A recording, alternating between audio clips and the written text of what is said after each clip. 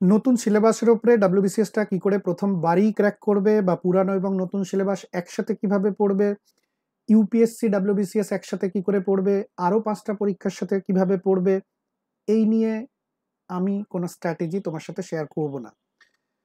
আমি হঠাৎ করে লক্ষ্য করছি যে স্ট্র্যাটেজি শেয়ার আগেও ছিল, কিন্তু বিগত 2-3 দিনের মধ্যে হঠাৎ করে স্ট্র্যাটেজি শেয়ার করার একটা বাংলা পরিভাষায় ধুম পড়ে গেছে।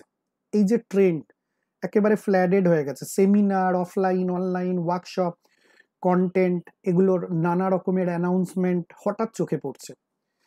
পশ্চিমবঙ্গে চাকরির পরিসর এই মুহূর্তে খুব সীমিত, সুতরাং চাকরি পরীক্ষার্থীদের কাছে একটা নতুন সিলেবাসের যে নোটিফিকেশন এলো তাতে তাদের সামান্য উৎসাহিত হওয়ার অবভিয়াসলি অবকাশ আছে, কিন্তু সেই সুযোগটাই তারা পাচ্ছে না, সময়টাই পাচ্ছে না। কারণ উল্টো দিকের এই সেগমেন্ট একটা বিশাল ফেস্টিভ মুডে উদযাপন করা শুরু করে দিয়েছে।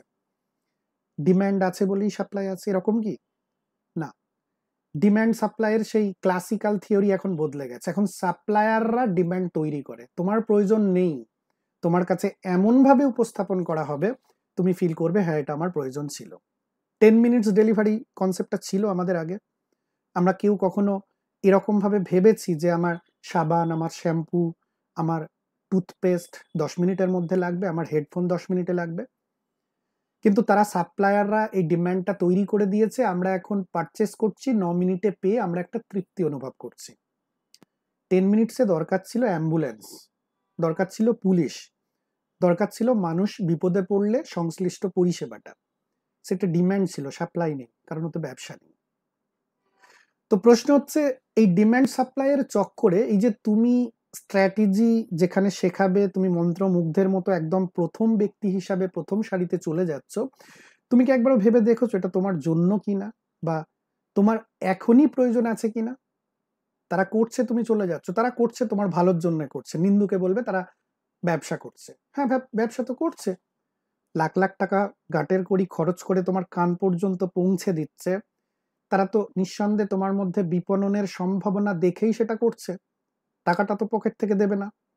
ব্যবসা তো খারাপ জিনিসও নয়, সেমিনার হতেই পারে, সিম্পল সেমিনারের স্টেটমেন্ট থাকবে, যাদের প্রয়োজন আছে তাদের পছন্দ অনুযায়ী তারা চলে আসবে। আমার চাউমিনের দোকান আছে, বাইরে লেখা আছে খিদে পেলে এসো খেয়ে যাও, এটা এথিক্যাল।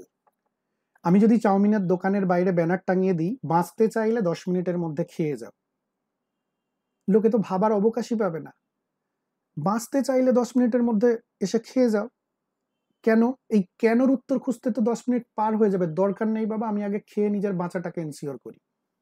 এটা আনএথিক্যাল।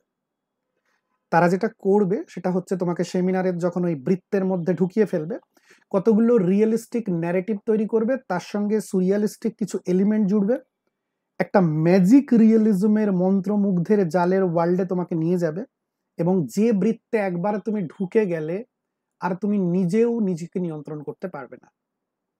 এবং এই চিত্র সমগ্র ভারতবর্ষে ঘটছে। পশ্চিমবঙ্গে কম্পারেটিভলি কম ছিল এই অংশটা, চাকরির সুযোগ কম আছে কিন্তু এইটা একটু কম ছিল, বাট ওই প্রভাব এখানে হঠাৎ করে ফ্ল্যাডেড হয়ে গেছে। আমি পশ্চিমবঙ্গের পার্সপেক্টিভে বলবো, কারণ পশ্চিমবঙ্গ আমার প্রাইমারি কনসার্ন। বাণিজ্যের এই অভিনব স্রোতটা যদি প্রোডাক্ট জিতে যায় তাতে বিশেষ কোনো ক্ষতি বৃদ্ধি নেই, তাতে মানুষের রুচি একটু বদল হবে। কিন্তু যদি শিক্ষার ক্ষেত্রে এটা জিতে যায় তাহলে একটা গোটা জেনারেশন পথের খোঁজে, একটা ম্যাজিক বাঁশির পিছনে ছুটতে ছুটতে পথ হারিয়ে ফেলবে, একটা restless, unemployed, under employed generation তৈরি হবে। এবং এর কনসিকুয়েন্স হিসেবে একটা জাতির কি পরিণাম হচ্ছে আর আগামীতে সেটা কি ভয়ঙ্কর পরিণাম হতে পারে সেটা তোমরা বলবে। সব শেষে বলি, যাদের জন্য এই ভিডিওটা, তোমরা অবভিয়াসলি অভিজ্ঞদের পরামর্শ নেবে, কেরিয়ার গাইডেন্স নেবে, এটা অত্যন্ত স্বাভাবিক, কিন্তু নিজের গ্রে ম্যাটারটাকে বন্ধক দিয়ে নয়। আর যারা অন্য প্রান্তে রয়েছেন তাদের কাছে আমার হাত জোড় করে অনুরোধ, please, you can sell your knowledge, you can sell your course, you can sell your resource, but don't sell your soul. বিবেক, আত্মাটাকে বিক্রি করে দেবেন না।